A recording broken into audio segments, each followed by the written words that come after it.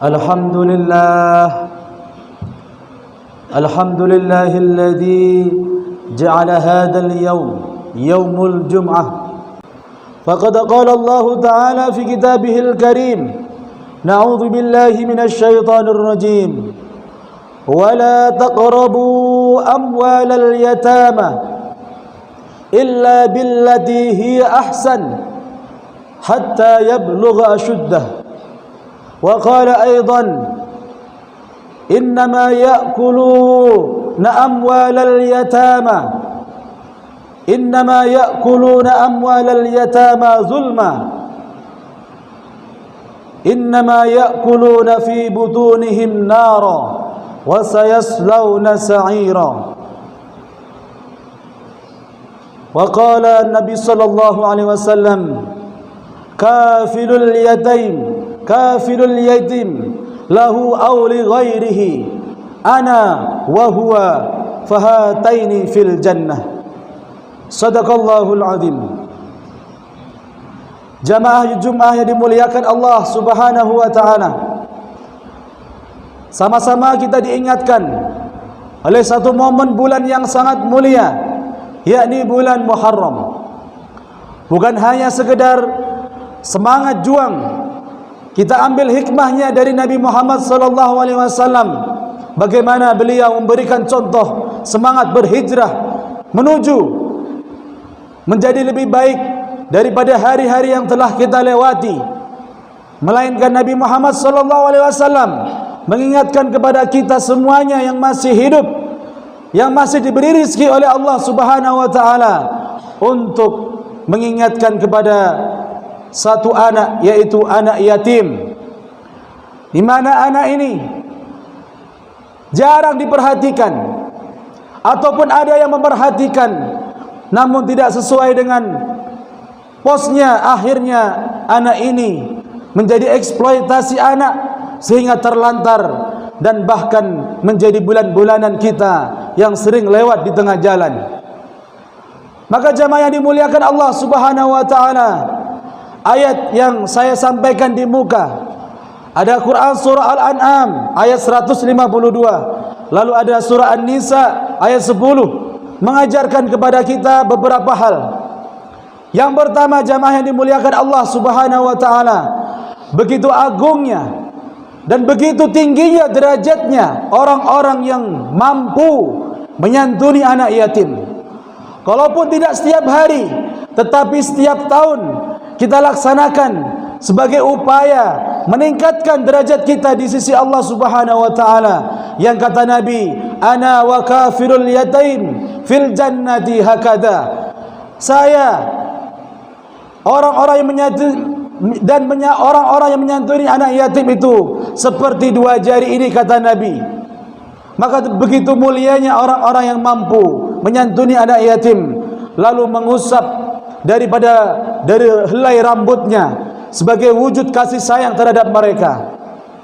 Lalu apa itu menyantuni? Boleh jadi ada anak yatim yang hari ini belum sekolah, maka bapak semua yang hadir pada siang hari ini berikan beasiswa pendidikan bagi mereka. Ada anak yatim yang kurang makan, kita santuni mereka langsung hari ini di bulan Muharram ini sebagai wujud perintah Nabi Muhammad sallallahu alaihi wasallam. Maka Allah akan tinggikan derajat kita, karena bersama Nabi. Bukan hanya itu, ulaikal ladzina ma'an nabiyyin minan nabiyyin wassiddiqin wasyuhada wassalihin. Bukan hanya bersama Nabi nanti di surga, melainkan bersama orang-orang yang jujur, bersama orang-orang yang mati syahid, bersama orang-orang yang soleh. Ulaika hasuna ulaika rafiqa. Mereka itulah sebaik-baik teman nanti di surga. Jamaah yang dimuliakan Allah Subhanahu wa taala, pelajaran bagi kita semuanya yang memiliki kelebihan rizki, kita santuni anak yatim. Kalaupun tidak kita lihat anak yatim hari ini, maka masjid-masjid pun membuka peluang sebesar-besarnya dari peringatan Muharram, mendekatkan kita kepada anak yatim. Kita berikan beberapa rupiah kepada mereka, kita titipkan kepada pengurus masjid, sehingga kita terlepas, kita menjadi orang-orang yang tenang atas perintah Nabi Muhammad sallallahu alaihi wasallam. Ini pelajaran yang pertama. Pelajaran yang kedua yang kita bisa ambil dari Quran surah Al-An'am 152 itu, wala taqrabu amwalal yatama, janganlah kalian mendekat-dekati harta anak yatim.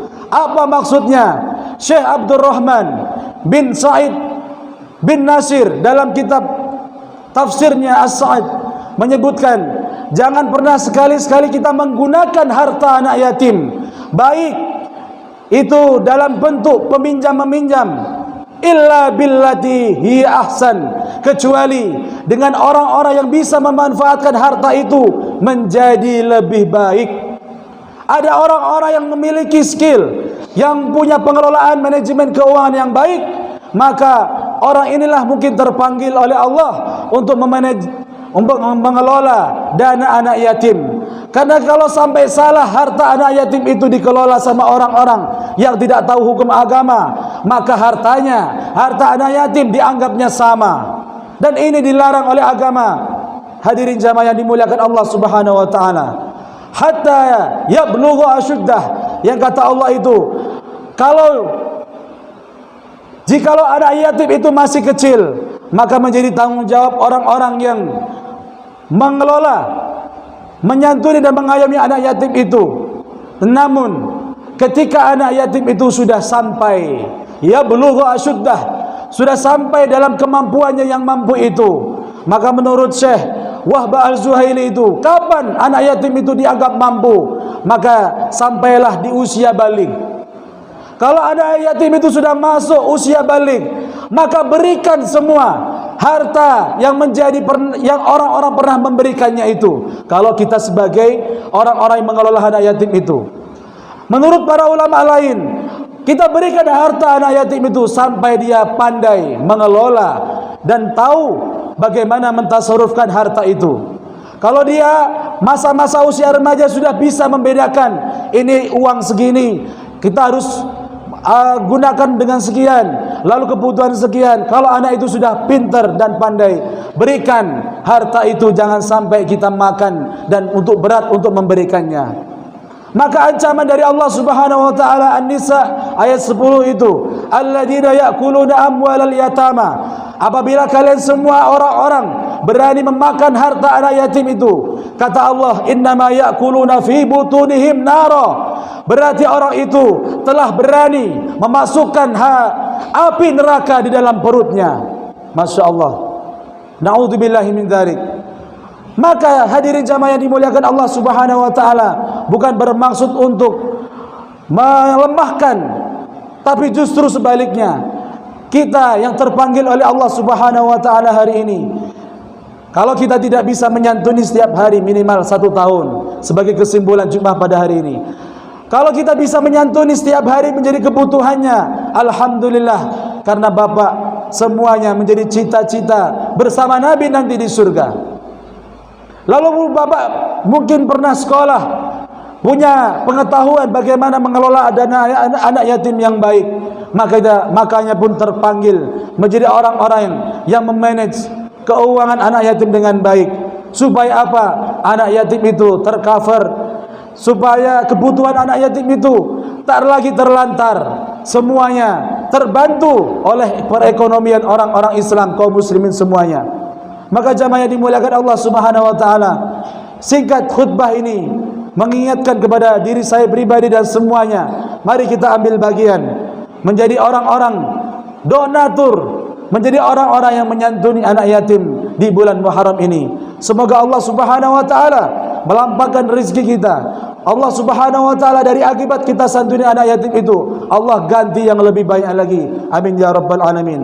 Barakallahu li wa lakum fil Qur'anil azim, wa nafa'ani wa iyyakum bima fihi minal ayati wa dzikril hakim, wa taqabbala minni wa minkum tilawatahu innahu wal ghafurur rahim.